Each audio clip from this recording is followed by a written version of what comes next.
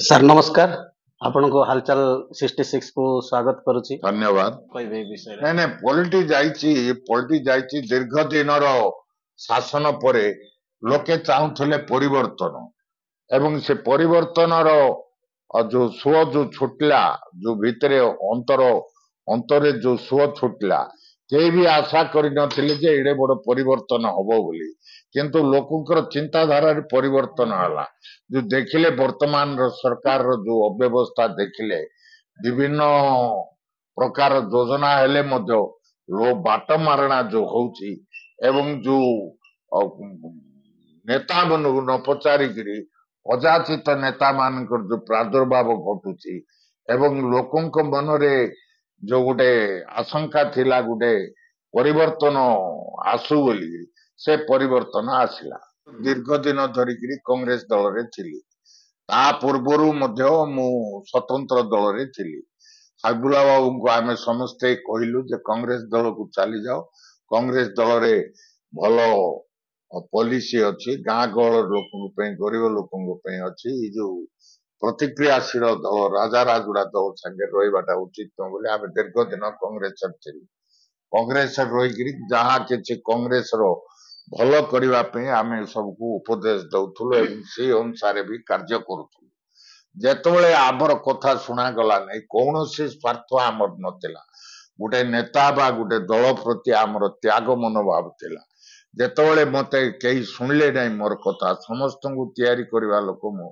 हाबुला बाबू सांगरे थिली खगपति प्रधान सांगरे थिली आ सदर नायक को भी सांगरे थिली ताको भी जितेबार मोर भूमिका अच्छी भुजबल माझी मध्य टिकेट मिलिक जितेबार मोर भूमिका अच्छी एवं प्रदीप माझी जे कि नूतन युव प्रतिभा ताकू भी जिला परिषद सभ्य करिवारे मोर भूमिका अच्छी एवं ता विरुद्ध जो समस्ते एकजुट होते एकजुट ताकू भांगिकी आमे जो ताकू जिते जिला परिषद सभापति रे एवं परवर्ती काल रे एमपी करूँ 2014 टे मत पार्थक्य हला समस्त भितर तेणु मु 2017 मते जतबले गोटे अपमानित करागला मु तेणु ये दल रे रहिबा इच्छा न करी त्याग कली एवं मोर मन रे थिला गोटे जातीय दल सहित मिश्रण हवा पे मात्र मते सेतबले सुजोग न मिलबारु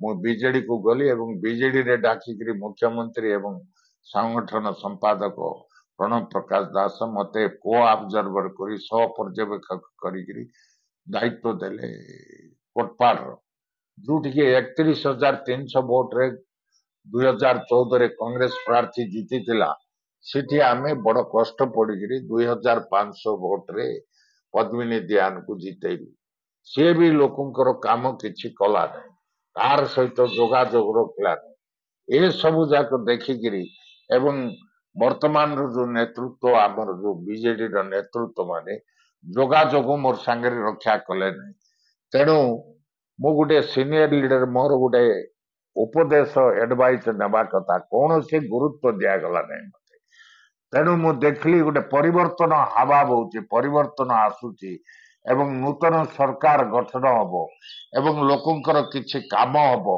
जद्वारा कि आमे प्रतिनिधि मानक सरकार को धरिकरी आम अंचल विशेषत करी मु देशर कथा राज्यर कथा कहू नहीं मु कहूचे आम अंचल केमती विकास हबो जलसेचन क्षेत्र रे हो जोगाजोग क्षेत्र रे हो स्वास्थ्य क्षेत्र रे हो शिक्षा क्षेत्र रे हो सेतिपई मु बीजेपी रो आदर्श रे बीजेपी नेतृमंडली जो उत्साह देखिकी बीजेपी रे जोग देली एवं गुंडीची मुसाफरी मु काम कली करवा द्वारा ये जयलाभ है ये आमर नवरंगपुर जिला दाई नाई जिला अच्छी को कालू मंजूर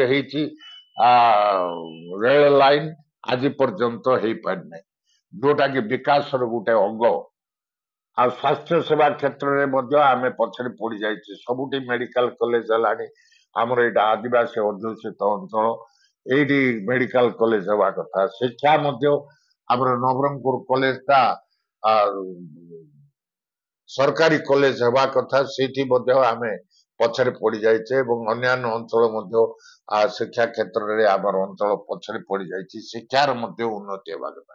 ଯୋଗାଯୋଗର କଥା ମୁଁ କହିନି, ଟ୍ରେନ ଲାଇନ କଥା ଇଏକୁ ଜୁନାଗଡକୁ ମଧ୍ୟ ଯଦି ସଂଯୋଗ କରାଯାଆନ୍ତା, ସିଆଡେ ଯଦି ମାଲକାନଗିରିଠୁ ଧରିକିରି ବିଜୱାଡା ପର୍ଯ୍ୟନ୍ତ ଯଦି ସଂଯୋଗ କରି ଦିଆଯାଆନ୍ତା, ଇଆଡେ ଅମରକୋଟକୁ ଯଦି ରାୟପୁରକୁ ସଂଯୋଗ କରି ଦିଆଯାଆନ୍ତା ବୋଲେ ଅତି ଉତ୍ତମ ହୁଅନ୍ତା। ମୋର ଆଶା ଯେ ଏମାନେ ଲଢେଇ କରିକିରି ଏଇ ଯୋଗାଯୋଗ କ୍ଷେତ୍ରରେ କରିବେ। ବଡ ସମସ୍ୟା ହଉଛି ଉନ୍ନତିର ମାର୍ଗ ହଉଛି ଗୋଟେ ବିକାଶର ଗୋଟେ ବଡ ଜିନିଷ ହଉଛି ଆର୍ଥିକ ଉନ୍ନତି। ଏ ଅଞ୍ଚଳରେ ଆର୍ଥିକ ଉନ୍ନତି କେମିତି ହେବ? କଳକାରଖାନା ତ ସେମିତି ନାହିଁ। ସେ ଇଥାନଲ କାରଖାନା ଗୋଟେ ହେବ, ପ୍ଲାଣ୍ଟ ଗୋଟେ ବସିବ ବୋଲିକିରି ଶୁଣା ଯାଉଛି, ସେଟା ବସିବ। ମକା ପ୍ରକ୍ରିୟାକରଣ ଶିଳ୍ପ ଗୋଟେ ଏଇଠି ହେବ ଏବଂ ବିଶେଷତଃ କରି ଜଳସେଚନ ଯୋଉଟା କି ଆବଶ୍ୟକତା ଦୋ ଫସଲି।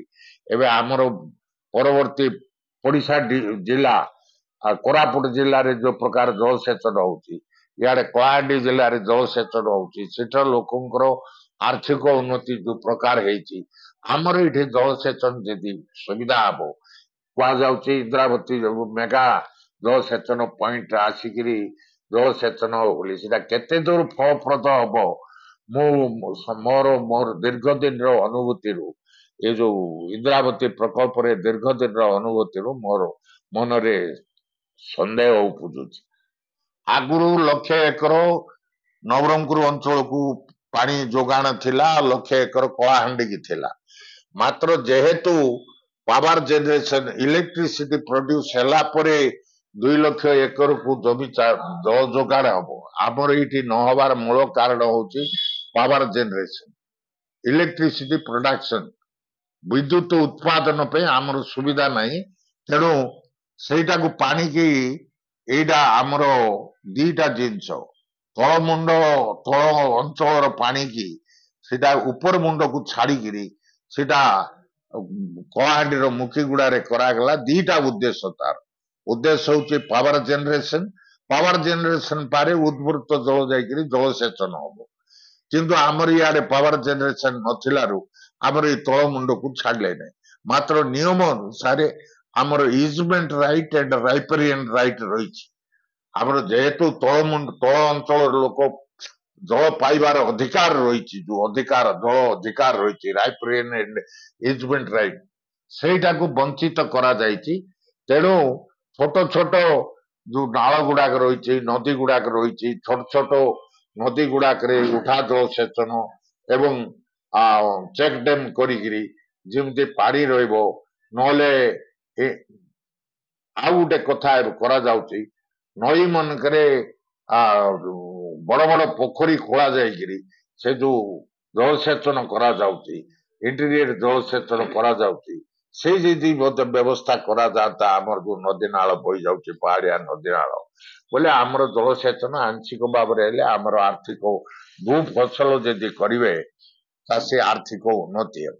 ଦେଖିବ ବାବୁ, ଯଦି ସର୍ଭେ କରିବ, ଉଠା ଏଇ ଯୋଉ ଚେକ୍ ଡ୍ୟାମ୍ କରିକିରି ସବୁ ଗୁଡାକ ଫେଲର, ସବୁ ଗୁଡାକ ବିଫଳ ହେଇଛି। କୌଣସି ଗୋଟେ ହେଲେ ମଧ୍ୟ କାର୍ଯ୍ୟକାରୀ ହେଇନାହିଁ। କୋଉଠି ଭାଙ୍ଗି ଯାଇଛି ତ କୋଉଠି ଉପୁଡି ଗଲାଣି, କୋଉଠି ସାଇଡରେ କାଟିକିରି ଭାରି ଯାଉଛି। ଏଇଟା ସବୁ ମୁଁ ଯାଇଥିଲି ମହାରାଷ୍ଟ୍ର ନାସିକ ଆଡେ, ଅମରାବତୀ ଆଡେ ଯାଇଥିଲି। ଗୋଟେ ମିଟିଂ ଥିଲା, ସେ ମିଟିଂ ଆଟେଣ୍ଡ କରିବାକୁ ଯାଇଥିଲି। ସେଇଠି ତାଙ୍କର ଯୋଉ ଚେକ୍ ଡ୍ୟାମ୍, ତାଙ୍କର ଯୋଉ ଜଳସେଚନ ଦେଖିକିରି ନାଗପୁର ଏରିଆ, ସେ ଯୋଉ ଅମରାବତୀ ଏରିଆ, ମୁଇଁ ଦେଖିକିରି ଛାନିଆ ହେଇଗଲି। ତାଙ୍କର ବୃଷ୍ଟିପାତ କମ୍, ତଥାପି ସେମାନେ ଚେକ୍ ଡ୍ୟାମ୍ କରିକିରି ଦୋ ଫସଲ କରିବାରେ ସେମାନେ ମାହିର। ଜିଲ୍ଲା ପରିଷଦ ଅଛି, ଏସଡିସି ଅଛି, ଭିଜିଲାନ୍ସ ଦିଶା କମିଟି ଅଛି।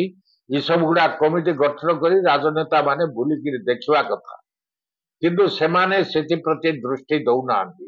ବୈଷୟିକ ତ୍ରୁଟି ଯୋଉ ରହୁଛି ବା ଯୋଉ ଲୁଟପାଟ ହଉଛି, ନିମ୍ନମାନର କାମ କରି ଏସବୁ ଯାକ ଦେଖିକିରି ସେମାନେ ଏକ୍ସନ ନେବା କଥା, ମାତ୍ର ସେ କଥା କରାଯାଉନି। ନ କରିବା ଦ୍ୱାରା ଲୋକେ ସଚେତନ ହେବା। ଆମ ଗାଁରେ ଏବେ ପୋଖରୀଟେ ଖୋଳା ହଉଛି, କେତେ ଟଙ୍କା ତାର ଆସିଛି, କେତେ ଖୋଳା ହଉଛି, କେତେ ମାଟି କଢା ହେଲା, ଏସବୁ ଯାକ କି ତାର ମରାମତି କଣ କରାଗଲା, ଏସବୁ ଯାକ ପ୍ରତି କିଏ ସାଧାରଣ ଲୋକ ସଚେତନ ନୁହନ୍ତି। ଯିଏ ବି ସଚେତନ ଅଛି तार मुणारे जदि भर्ती ହେଇଗଲା ବେଲେ ସେ ବି ତୁନି ପଡି ଯାଉଛି।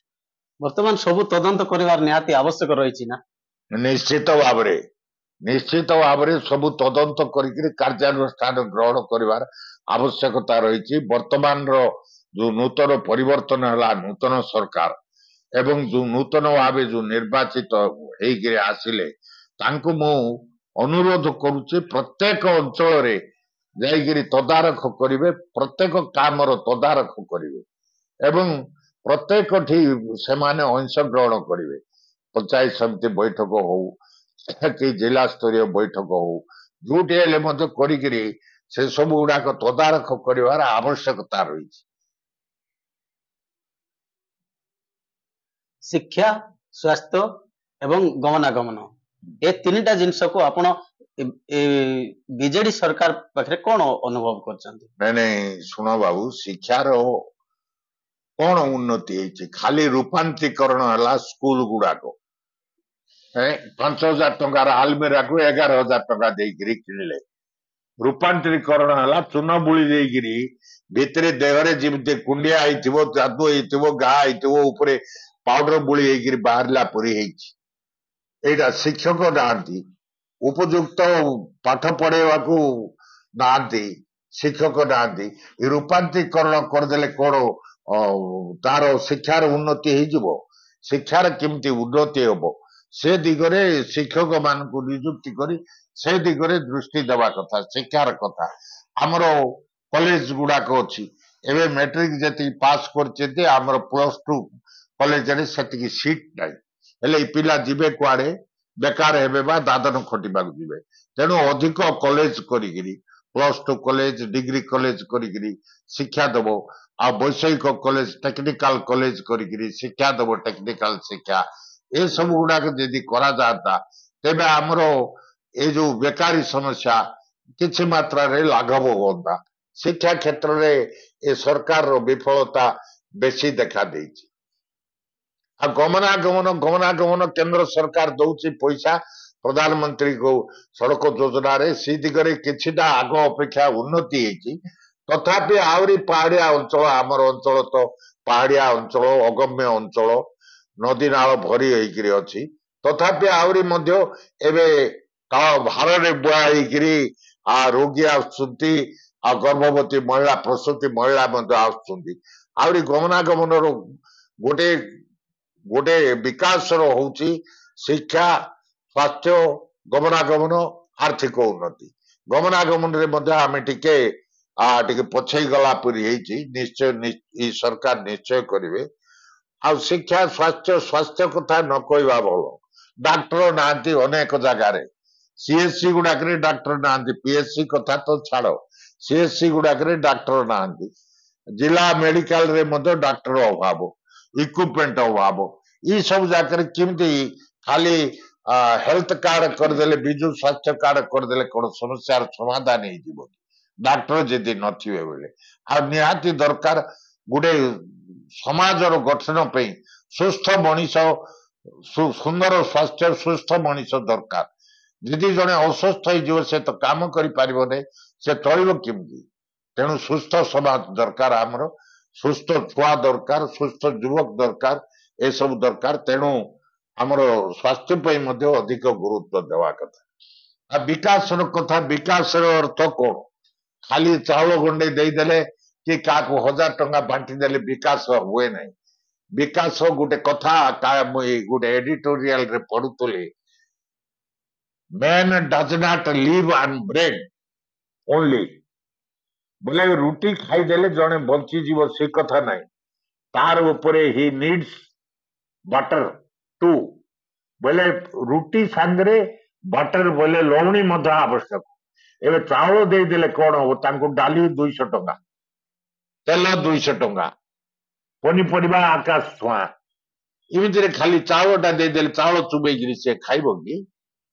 ତେଣୁ ବିକାଶ କରିବାକୁ ଥିଲେ ଲୋକଙ୍କର ଆର୍ଥିକ ଅଭିବୃଦ୍ଧି କରିବାର ଅଛି। ଆର୍ଥିକ ଅଭିବୃଦ୍ଧି ହେବାର ଗୋଟେ ମୂଳ କାରଣ ହଉଛି ଆମର ଏ ଅଞ୍ଚଳରେ, କୃଷି ପ୍ରଧାନ ଅଞ୍ଚଳରେ ଗୋଟେ ହଉଛି ଜଳସେଚନ। କୃଷି ଉତ୍ପାଦନ ପାଇଁ ଜଳସେଚନ ନିହାତି ଦରକାର। ଗୋଟେ ଫସଲ ଆମେ କରିକିରି ଆଉ 6 ମାସ ଗୋଟେ କରିକିରି ଆଉ 6 ମାସ ବେକାରରେ ବସଛୁ। ଏବେ ତମେ ଯଦି ଦେଖିଯିବ ତମେ ଜୟପୁର ଅଞ୍ଚଳରେ କି କଳାହାଣ୍ଡି ଅଞ୍ଚଳରେ ସେ ଲୋକଙ୍କର ଆର୍ଥିକ ପରିସ୍ଥିତି କେତେ ସୁଦୃଢ ତମେ କଳ୍ପନା କରିପାରିବ। ତେଣୁ ଆଗର ଦିନରେ ଯୋଉ ଦରଦାମ ଥିଲା ଆଉ ବର୍ତ୍ତମାନ ଦିନରେ ଦରଦାମ କଣ, ସେ ବିଷୟରେ କଣ କହିବେ? ଦରଦାମ ଏବେ ଆକାଶ ଛୁଆଁ। ଦରଦାମ ଏବେ ଆମର ଆକାଶ ଛୁଆଁ। କୋଉ ଦର କମିଛି? ଆଗରୁ ଯୋଉ ଦରଦାମ ଥିଲା କୋଉ ଦର ଏବେ କମିଛି? ସବୁ ଦରରେ ନିତ୍ୟ ବ୍ୟବହାର୍ଯ୍ୟ ଜିନିଷଠୁ ଆରମ୍ଭ କରିକିରି ଅନ୍ୟାନ୍ୟ ଆନୁଷଙ୍ଗିକ ସେ ବିଳାସ ବ୍ୟସନ ସାମଗ୍ରୀ କଥା ଛାଡ, ସେଟା ବଡ ବଡ ଲୋକର କଥା, ଯାହାଠି ପଇସା ପ୍ରାଚୁର୍ଯ୍ୟ ଅଛି ସେ ବିଳାସ ସାମଗ୍ରୀ କିଣିବ। କିନ୍ତୁ ଯେଉଁମାନେ ମଧ୍ୟବିତ୍ତ ପରିବାର, ନିମ୍ନ ମଧ୍ୟବିତ୍ତ ପରିବାର, ଗରିବ ପରିବାରର କଣ, ତାର ଖାଦ୍ୟପେୟ ପରି ନିତ୍ୟ ବ୍ୟବହାର୍ଯ୍ୟ ସାମଗ୍ରୀ, ଲୁଗାପଟା ଟିକେ ହେଲା, ସାଧାରଣ ଲୁଗାପଟା ଟିକେ ହେଲା, ଖାଦ୍ୟ ଜିନିଷ ହେଲା, ତେଲ, ଲୁଣ, ଡାଲି, ପନିପରିବା, ଚାଉଳ କି ଗହମ କି ଏଇ ସବୁ ଯାକ ଯୋଉ ଆକାଶ ଛୁଆଁ ଦର, ତେଣୁ ଲୋକ ବ୍ୟତିବ୍ୟସ୍ତ ହେଇଯାଉଛନ୍ତି। ବର୍ତ୍ତମାନ ଓଡିଶାରେ 79 MLA ଜିତିଛନ୍ତି, ତା ଭିତରେ କିଏ ମୁଖ୍ୟମନ୍ତ୍ରୀ? ସିଧା ତ ମୁଁ କହିପାରିବି ନାହିଁ। ଏଇଟା କେନ୍ଦ୍ରୀୟ ପର୍ଯ୍ୟବେକ୍ଷକ ଆସିବେ ଏବଂ ବିଧାୟକ ମାନଙ୍କର ମତାମତ ନେବେ ଏବଂ ଯିଏ ଯୋଗ୍ୟତମ ଜଣା ପଡୁଛନ୍ତି ସମସ୍ତଙ୍କଠୁ, ବିଧାୟକ ଦଳ ଭିତରେ ବିଧାୟକ ଭିତରୁ ଏକା ହେବା କଥା। ଆଉ କୋଉ MP କୋଉ ଆହୁରି ପରାଜିତ ପ୍ରାର୍ଥୀ ଏସବୁ ଯାକ ନ ହେଇକିରି ବିଧାୟକ ମାନଙ୍କ ଭିତରୁ ଯିଏ ନିର୍ବାଚିତ ହେଇଛି, ବିଧାୟକ ମାନେ ଏଇଟା ବିଚାର କରିବେ। ମୁଁ କହିବାଟା ସୁନ୍ଦର ହବ ନାହିଁ। ଆମେ ବିଧାୟକକୁ ବାଛିଦେଲୁ, ସେମାନେ ତାଙ୍କର ଲିଡର ବାଛିବାର ଦାୟିତ୍ୱ ତାଙ୍କର, ଆମର ଜନସାଧାରଣଙ୍କର ସେ ଦାୟିତ୍ୱ ନାହିଁ। ନିରପେକ୍ଷ ବ୍ୟକ୍ତି, ଜଣେ ନିର୍ମଳ ଭାବମୂର୍ତ୍ତି, ଏସବୁ ଯାକ ଜଣେ କାମିକା ଲୋକ, ଭଲ ପ୍ରଶାସନ ଉପରେ ଭଲ କବ୍ଜା କରିପାରିବା ଲୋକ, ସେମିତି ଲୋକ ହେଲେ ଆମର ଅନେକ ଲୋକ ଅଛନ୍ତି ଏବେ ଜିତିକିରି ଯାଇଛନ୍ତି, ପାରଙ୍ଗମ ଲୋକ ଯାଇଛନ୍ତି। ସେମାନଙ୍କର ଭିତରୁ କାହାକୁ ଯଦି ବାଛିଲେ ଭଲ ହବ ଭବିଷ୍ୟତରେ। ନବୀନ ପଟ୍ଟନାୟକ ହାରବା କାରଣ କଣ? ହାରିବା କାରଣ ବିଭିନ୍ନ କାରଣ ଅଛି। 24 ବର୍ଷ ହେଲା ରହିଲେ, ସିଏ ଗୁରୁତ୍ୱ ଦେଲେ ଯୋଉମାନେ ନିର୍ବାଚିତ ପ୍ରତିନିଧି ତାଙ୍କୁ ଗୁରୁତ୍ୱ ଦେଲେ ନାହିଁ।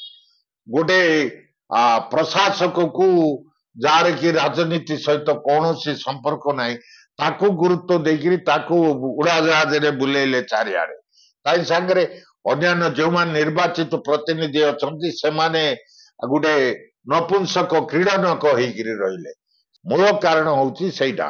ଲୋକଙ୍କର ଅସନ୍ତୋଷ ବଢିଲା ଏବଂ ବିଭିନ୍ନ ଶ୍ରୀମନ୍ଦିରର ଚାବିକାଠି ହଜିବାଠୁ ଆରମ୍ଭ କରି, ଚାରିଦ୍ୱାର ନ ଖୋଲିବାଠୁ ଆରମ୍ଭ କରି, ଲୋକଙ୍କର ଭାବନାକୁ ଯୋଉ ଲୋକଙ୍କର ଯୋଉ ସେଣ୍ଟିମେଣ୍ଟକୁ କାହିଁକି ବାଧା ଦେବାଟା, ଏସବୁ ଯାକ ପ୍ରଭୁ ଜଗନ୍ନାଥ ଧର୍ମୀୟ ଭାବନାକୁ ଯୋଉ ଅର୍ପଣ ରଥ ବୁଲେଇଲେ, ଗୁଆ ଟିକେ, ଚାଉଳ ଟିକେ, ଉଷୁନା ଚାଉଳ ଟିକେ ନେଇକିରି ସେ ଅର୍ପଣ ରଥରେ ଫଟୋ ରହିଲା ଜଗନ୍ନାଥଙ୍କର ଉଣା, ଏ ପାଣ୍ଡିଆନର ଆହୁରି ମୁଖ୍ୟମନ୍ତ୍ରୀର ଅଧିକ। ସେଠି 50,000 ଲେଖା ଖର୍ଚ୍ଚ କଲେ ଗୋଟେ ପଞ୍ଚାୟତକୁ। ଆହୁରି ସଚେତନ ରଥ ବୁଲେଇଲେ, ସେଠି ଲକ୍ଷ ଲେଖା ଖର୍ଚ୍ଚ କଲେ। ମଦ ମାଂସ କରିକିରି ତାଙ୍କର କର୍ମୀ ମାନେ ଖାଇକିରି ହଡପ କଲେ। ସେ ସରକାରୀ କର୍ମଚାରୀ ତାଇର ହଡପ କଲେ। ଆଉ କଣ, ସରକାରୀ କର୍ମଚାରୀ ବିଡିଓ ବ୍ଲକ ପ୍ରେସିଡେଣ୍ଟ ହେଇଥିଲା ବିଜେଡିର, ଡିଷ୍ଟ୍ରିକ୍ଟ ପ୍ରେସିଡେଣ୍ଟ ହେଇଥିଲେ କଲେକ୍ଟର। ଓଡିଶା ସବୁଠୁ ସର୍ବନିମ୍ନରେ ସବୁ କ୍ଷେତ୍ରରେ।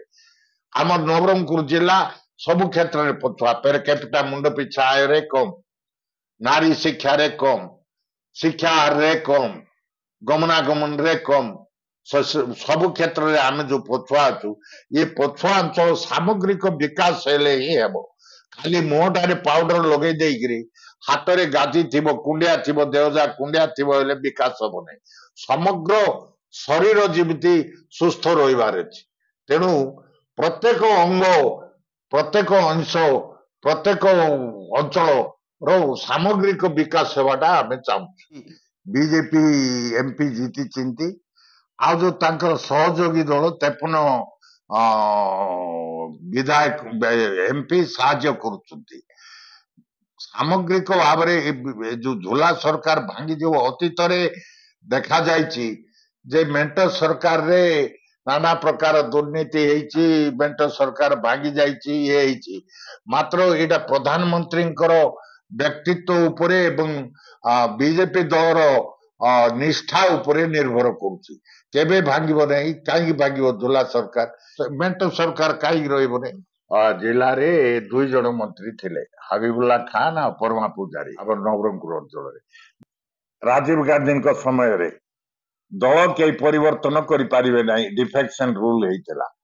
କେମିତି କରିବେ ଦଳ ବଦଳ? ଯେତିକି ଜଣ ନିର୍ବାଚିତ ହେଇଛନ୍ତି ତାର ଯଦି 1/3 ନିର୍ବାଚିତ ପ୍ରତିନିଧି ଅନ୍ୟ ଦଳକୁ ଯାଆନ୍ତି ତେବେ ଦଳ ବଦଳ ଆଇନ ଲାଗୁ ହବ ନାହିଁ, ସେମାନେ ଅନ୍ୟ ଦଳରେ ମିଶି ପାରନ୍ତି।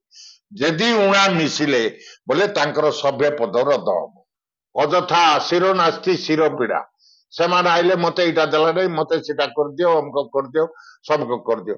ସେମାନେ ତ ସେଇ ଦଳରୁ ନିର୍ବାଚିତ ହେଇଛନ୍ତି।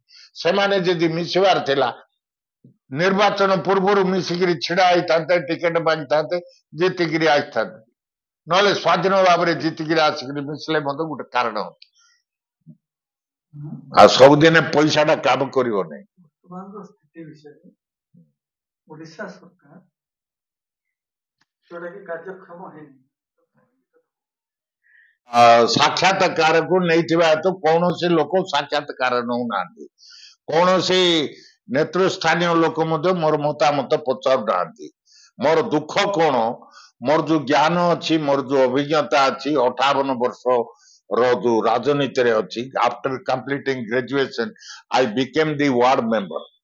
ଶୁଣିଲ କି? କିଏ ନାହିଁ ମତେ ସରପଞ୍ଚ ହେଲା ଭିତରୁ ଦେଖିବାକୁ ଆଇଲେ ଗୋଟେ ଗ୍ରାଜୁଏଟ ଗୋଟେ କେମିତି ଇଏ ଗୋଟେ କାହିଁ ଚାକିରି ବାକିରି ନ କରିକି ସରପଞ୍ଚ ହେଲା ବେଳେ।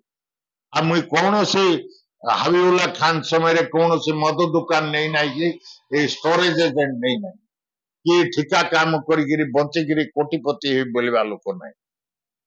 ମତେ କଣ କହିଲା ବୁଝିଲ? ଏ ପୂଜା ହୋଟେଲର ମାଲିକ କଣ ଆଜ୍ଞା ଆପଣ ଏମିତି କଣ ହେଲା? ଆପଣ ଚାହିଁଥିଲେ ନବରଙ୍ଗପୁରର ଅଧେ କିଣିକି ରଖିଥାନ୍ତେ, ସବୁ ଇଏ କରି ରଖିଥାନ୍ତେ।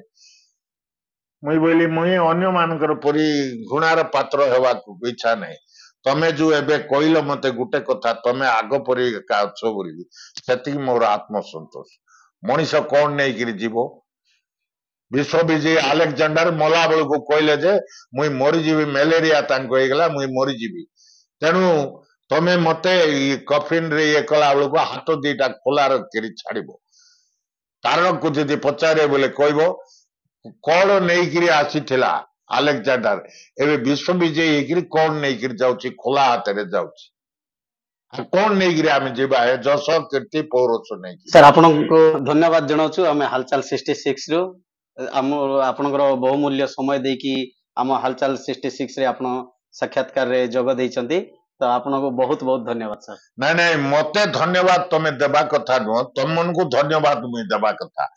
କାରଣ ମୋର ପରି ଜଣେ ବୁଦ୍ଧିଜୀବୀ ଲୋକର ତମେ ସାକ୍ଷାତକାର ନେଇକିରି ଏଇଟା ପ୍ରଚାର କରିବ, ଯୋଉଟା କି ଅନେକ ଲୋକ ଚାହାନ୍ତି ନାହିଁ ଯେ ଆମର ବକ୍ତବ୍ୟକୁ ସେମାନେ ସହ୍ୟ କରିପାରନ୍ତି ନାହିଁ, ଈର୍ଷା କରନ୍ତି। ଇଏ ଗୋଟେ କଣ ମଫସଲର ଗୋଟେ ଦେଶିଆ ଗୋଟେ ଇଏ କଣ ବଡ ବଡ କଥା କହିବ ବୋଲିକି ଇଏ ଚିନ୍ତାଧାରା ବହୁତ ଲୋକ ରହିଛି ସହରବାସୀଙ୍କର।